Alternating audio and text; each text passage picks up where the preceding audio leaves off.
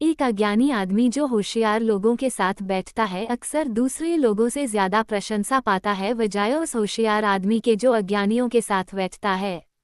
इसके अलावा अज्ञानी आदमी को होशियार आदमी के साथ बैठने से जितना फायदा होता है उससे ज्यादा धन और इज्जत का नुकसान दूसरे किस्म के आदमी को होता है।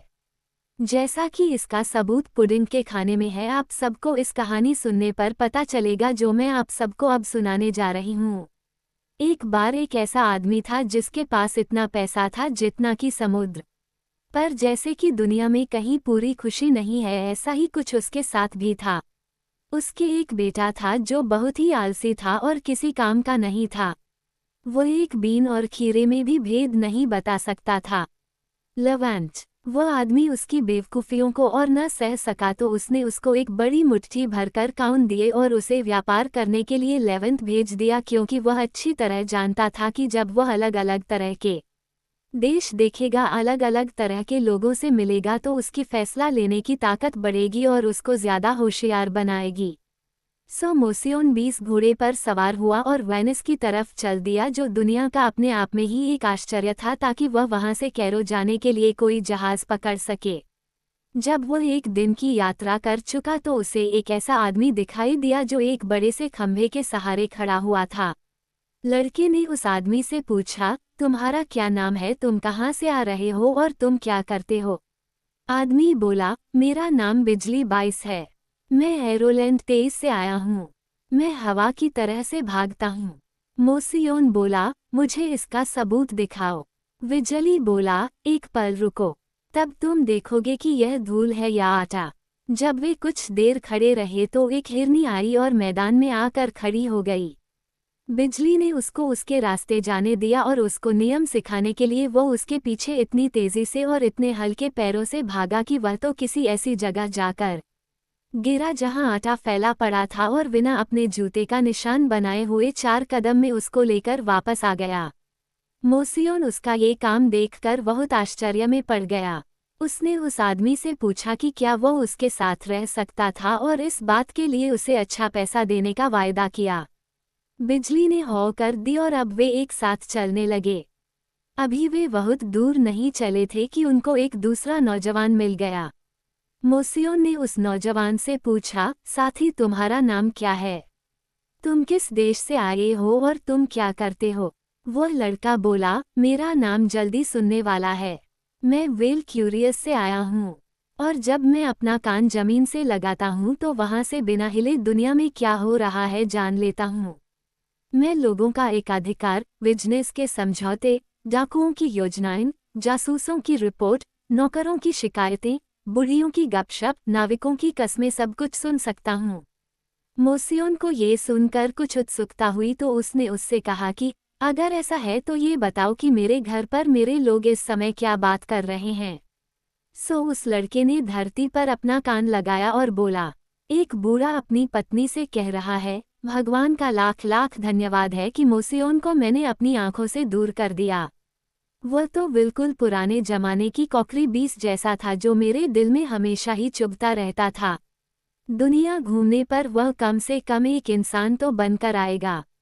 ऐसा बेवकूफ़ गधा, इतना सीधा, दिन भर का खोया हुआ जैसा तो नहीं रहेगा ना। मोसियोन चिल्लाकर बोला, बस बस, तुम सच बोल रहे हो, मुझे तुम पर विश्वास है। तो आओ मेरे साथ आओ क्योंकि अब तुम्हारे अच्छे दिन आ गए हैं। नौजवान बोला, अच्छी बात है। सो वे तीनों एक साथ चलने लगे। 10 मील जाने के बाद उनको एक और नौजवान मिला तो मोसियोन ने उससे भी पूछा, तुम्हारा क्या नाम है, तुम कहाँ पैदा हुए थे और इस दुनिया में तुम क्या कर सकते हो? नौजवान बोला, मेरा नाम सीधा वान चलाने वाला है। मैं एमवेल किले से आया हूँ। मैं धनुष से इतना ठीक बाण चला सकता हूँ कि एक सेब के बीच में भी मार सकता हूँ। मोसियोन बोला, अच्छा तो मार कर दिखाओ। लड़के ने अपना धनुष उठाया, निशान लगाया, एक पत्थर पर से एक मटर के दाने को हवा में उड़ा दिया। इस पर मोसियोन ने उसको भी अपने साथ ले लिया और वह भी उनके साथ साथ चल दिया। वे फिर एक दिन की यात्रा करके चुके तो उन सबको कुछ नौजवान मिले जो बहुत गर्मी में नावों के खड़ा होने के लिए एक चबूतरा बना रहे थे। उन्होंने कहा कि वाइन में थोड़ा पानी मिला दो क्योंकि हमारा कलेजा जल रहा है। मोसियोन को उनके ऊपर दया आ गई। उसने उनसे पूछा कि मेरे मालिकों, तुम लोग इतनी गर्मी को कैसे सहन कर रहे हो? यहाँ तो बिल्कुल भट्टी हो रहा है, इसमें तो एक भैंस भी भून जाएगी। उनमें से एक बोला, हम तो यहाँ गुलाब की तरह से ठंडे हैं, क्योंकि हमारे पास एक आदमी है जो हमारे पीछे से हमारे ऊपर ठंडी फूंक मारता रहता है, तो हमें ऐसा लगता है जैसे हमारे ऊपर कोई पश्चिमी हवा फेंक रहा हो। मोसियोन बोला, मेहरबानी करके मुझे उसे दिखा दो। सो उन काम करने वालों ने उस लड़के को आवाज लगाई। मोसियोन ने उससे कहा, तुम्हें तुम्हारे पिता की कसम है, मुझे बताओ कि तुम्हारा नाम क्या है, तुम किस देश से आते हो और तुम क्या काम करते हो? लड़का बोला, मेरा नाम है तेज फेंक मारने वाला। मैं हवाओं के देश से आया हूँ और मैं अपने मुंह से सब तरह की हवाएं चला सकता हूँ। अगर तुम जैफिर 28 हवा चाहते हो तो मैं एक फूंक मारूंगा और तुम यहाँ से गायब होते नजर आओगे। अगर तुम दूसरे तरीके की हवा चाहते हो तो उससे एक मकान तक गिर सकता है। मोसियोन बोला, जब देखें तभी विश्वास हो सकता है। तब उसने पहले तो बहुत ही धीरे धीरे बहती हुई हवा चलाई, जैसे शाम को चलती है। फिर अचानक वह पेड़ों की तरफ घूमा और मुंह से इतने जोर की फूंक मारी कि ओक के पेड़ों की कतारें उखड़ गईं। मोसियोन ने उसे भी अपने साथ ले लिया और फिर यात्रा पर चल दिए। कुछ दूर जाने के बाद उन्हें एक लड़का और मिला। मोसियोन ने उससे पूछा, अगर मैं बहादुरी से तुमसे ये पूछे कि तुम्हारा नाम क्या है, तुम कहाँ से आ रहे हो और तुम करते क्या हो, तो तुम्हें बुरा तो नहीं लगेगा? मैं ठीक पूछ रहा हूँ न? लड़का बोला, मेरा नाम मजबूत पीठ है। मैं वेलेंटिनो से आता हूँ और मैं इतना ताकतवर हूँ कि मैं अपनी पीठ पर एक पहाड़ तक ले जा सकता हूँ, और वह मेरे लिए केवल एक पंख जैसा होगा। मोसियोन बोला, अगर ऐसा है तो तुम तो राजा बनने के लायक हो। तुमको तो 1 मई को झंडा उठाने वाला चुना जाना चाहिए। पर जो तुमने कहा है, मुझे उसका सबूत चाहिए। ये सुनकर मजबूत पीठ वाले ने अपनी पीठ पर बहुत सारे पत्थर, पेड़ों के तने और दूसरी भारी भारी चीजें उठानी शुरू की, जिन्हें 1000 बड़ी वैगन भी नहीं ले जा सकती थीं। जब मोसियोन ने ये देखा तो उसने उसको अपने साथ आने के लिए कहा। अब वे सब एक साथ आगे चलने लगे जब तक कि वे सुंदर फूल शहर में नहीं पहुंच गए, जहां के राजा की बेटी हवा की तरह से तेज भागती थी और मक्का के भुट्टों के ऊपर से भी इस तरह दौड़ जाती थी कि एक भी भुट्टे से उसका पैर नहीं छूता था। राजा ने उसके बारे में एक मुनादी पिटवाई हुई थी कि जो कोई उसकी बेटी को दौड़ में हरा देगा वह उसी से अपनी बेटी शादी करेगा, और जो कोई भी उससे पीछे रह गया तो उसका सिर कटवा दिया जाएगा। जब मोसियोन इस देश में आया और उसने यह मुनादी सुनी तो वह सीधा राजा के पास गया और उससे कहा कि वो उसकी बेटी के साथ इस शर्त पर दौड़ना चाहता है कि अगर वह जीत गया तो उससे शादी कर लेगा, नहीं तो वहां अपना सिर कटा देगा। लेकिन सुबह सुबह ही उसने राजा को ये संदेशा भेजा कि वह बीमार है और आज खुद उसकी बेटी के साथ नहीं दौड़ सकेगा, लेकिन वह अपने एक साथी को उसके साथ दौड़ने के लिए भेज रहा है। चानेटेला ने जब ये सुना तो बोली, मुझे क्या, कोई भी आए, मैं किसी की चिंता नहीं करती, मेरे लिए तो सब एक से हैं। सो उस दिन शहर के बड़े चौराहे पर देखने वालों की एक बहुत बड़ी भीड़ इकट्ठी हुई।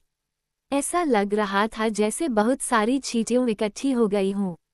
खिड़कियों और छतें भी इस तरह से पूरे भरे हुए थे जैसे अंडे। बिजली भागता हुआ आया और चौराहे के ऊपर आकर खड़ा हो गया। वह दौड़ के शुरू करने के सिग्नल का इंतजार करने लगा।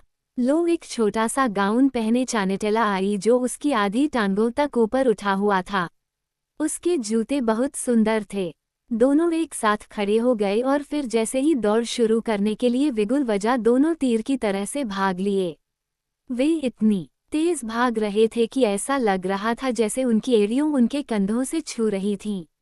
सच कहो तो वे ऐसे लग रहे थे जैसे वे बड़े खरगोश भाग रहे हों जिनके पीछे ग्रे हाउंड कुत्ते छोड़ दिए गए हों, या फिर घोड़ों को घुड़साल में से छोड़ दिया गया हो, या फिर उन कुत्तों की तरह जिनकी पूंछ में केतली बांध दी गई हो।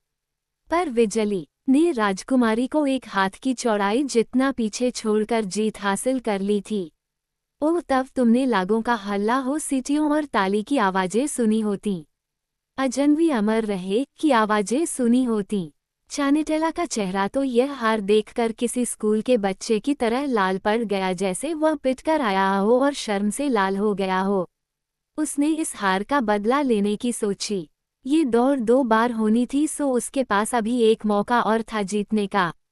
घर जाकर उसने जादू की अंगूठी ली, जो कोई उसे अपनी उंगली में पहनता तो दौड़ना तो दूर उसके पैर कॉपने लगते और वह अपनी जगह से हिल भी नहीं सकता था। उसने वह अंगूठी बिजली को भेंट भेजी और कहा कि वह दौड़ के समय उसके प्यार के लिए उसे जरूर पहने। तेज सुनने वाले ने पिता और बेटी की यह बात सुन ली, पर उसने कुछ कहा नहीं, बस मौके का इंतजार करता रहा। जब चिड़ियों ने चहचहाना शुरू किया, सूरज ने अंधेरे को ठोकर मारकर भगाया। जो गधों पर बैठा हुआ था वे दोनों दौड़ के मैदान में आकर इकट्ठे हुए, जहां इशारा पाते ही उनको दौड़ जाना था। पर अगर चानेटेला दूसरी अटालांटा थी तो बिजली तो एक बूढ़े गधे या घोड़े की तरह हो गया था। वह तो अपना पौव हिला भी नहीं पा रहा था। पर सीधे तीर मारने वाले ने जब अपने दोस्त को इस मुश्किल में देखा और तेज सुनने वाले से इसका पूरा हाल सुना, तो उसने तुरंत ही अपना धनुष उठाया और एक वाण बिजली की उंगली पर मारा, जिससे उसकी उंगली में पड़ी हुई अंगूठी में जड़ा हुआ पत्थर निकलकर नीचे जा पड़ा। उसी पत्थर में जादू था जिसने उसकी टोगे वौध रखी थीं। जैसे ही पत्थर बिजली की उंगली में से निकला तो उसका जादू भी टूट गया और उसकी टांगें आज़ाद हो गईं। 4 कदम की कूद में वह चानेटेला से आगे निकल गया और जीत गया। राजा ने जब एक खरदिमाग को दौड़ जीतते देखा, एक सीधे सादे आदमी को खजूर ले जाते देखा, एक बेवकूफ़ को जीतते देखा, तो वह ये बात गंभीर रूप से सोचने लगा कि क्या उसे उसको अपनी बेटी देनी चाहिए। ये सोचते हुए उसने तुरंत ही अपने अक्लमंद दरबारियों को बुलाया और इस बारे में उनसे सलाह मांगी। तो उन्होंने कहा कि चानेटेला कोई ऐसी वैसी लड़की नहीं थी जिसको किसी भी कुत्ते के मुंह में डाल दिया जाए। पर वायदा उसका क्या करें? इसके लिए उन्होंने सलाह दी कि बिना वायदा तोड़े भी यह काम किया जा सकता है। कैसे? उन्होंने बताया कि मोसियोन को काउन का लालच देकर उससे राजकुमारी की तरफ से उसका ध्यान हटाया जा सकता है, जो उस गरीब भिखारी के लिए दुनिया की सारी स्त्रियों को पाने से भी ज्यादा बड़ा होगा। इस सलाह से राजा का दिल खुश हो गया। उसने मोसियोन से पूछा कि उसकी बेटी के बदले में जिसका उससे वायदा किया गया है वो उससे कितना पैसा लेना चाहेगा। इधर मोसियोन ने भी अपने दोस्तों के साथ विचार किया और राजा को जवाब दिया, मैं उतना सोना और चांदी लेना चाहूंगा जितना कि मेरे इतने साथियों में से एक की पीठ पर लादा जा सके। राजा इस बात पर राजी हो गया तो मोसियोन ने अपने मजबूत पीठ साथी को बुलाया और उसको ये सब बताया। वह बहुत खुश था। राजा ने डिकैत के थैले पर थैले काउन के बोरे तांबे के सिक्कों से भरे हुए बैरल सोने चांदी का और कीमती सामान से भरे हुए बक्से भरवाकर उसकी पीठ पर रखवाने शुरू किए। पर जितना ज्यादा सामान वे उसकी पीठ पर रखते वह उतना ही ज्यादा मजबूती से खड़ा होता जाता। इस तरह से शाही खजाना बैंक कुलीन लोगों के घर खाली होते जा रहे थे। पर वह तो हिलने का नाम भी नहीं ले रहा था। इसके बाद राजा ने पास पड़ोसियों से पैसा उधार लेना शुरू किया। चांदी के मोमबत्ती, दान, जग, प्लेट, टोकरियों आदि। आखिर वे थककर संतुष्ट होकर चले गए। जब राजा के सलाहकारों ने देखा कि ये 6 कुत्ते क्या क्या ले जा रहे हैं तो वे राजा से बोले, ये लोग तो हमारे राज्य का कितना सारा सामान लेकर जा रहे हैं। हमको इनका कुछ बोझा कम करना चाहिए, इसलिए हमें इनके पीछे कुछ आदमी भेजने चाहिए जो ये काम कर सकें। जो उस एटलस की पीठ पर लदा हुआ है वह तो बहुत बड़ा खजाना है। राजा ने उनकी यह सलाह सुनी और तुरंत ही कुछ हथियारबंद पैदल घुड़सवार सिपाही उसने उनके पीछे भेज दिए। पर तेज सुनने वाले ने राजा के इस काम के बारे में सुन लिया और अपने साथियों को बता दिया। जबकि उन लोगों के घोड़ों की टापों से धूल उड़ रही थी जो उनका खजाना लूटने के लिए आ रहे थे, तो तेज फूंक मारने वाले ने देखा कि यह तो अपने साथ बहुत बुरा होने जा रहा है, तो उसने इतने जोर से फूंक मारी कि उनके सारे दुश्मन वहीं के वहीं गिर पड़े। उसने उनको वहीं नहीं छोड़ा बल्कि अपने तेज फेंक से 1 मील से भी दूर उठाकर फेंक दिया। अब उनके रास्ते में कोई नहीं था, सो सब सामान लेकर मोसियोन अपने घर आया। घर आकर वह सामान उसने अपने दोस्तों के साथ बांटा। जैसा कि कहावत मशहूर है कि किसी अच्छे काम के बाद अच्छी शराब की जरूरत होती है। 33 उसके बाद उसने अपने सब दोस्तों को उनके घर सुखी और संतुष्ट वापस भेज दिया। वो खुद अपने माता पिता के पास रहा।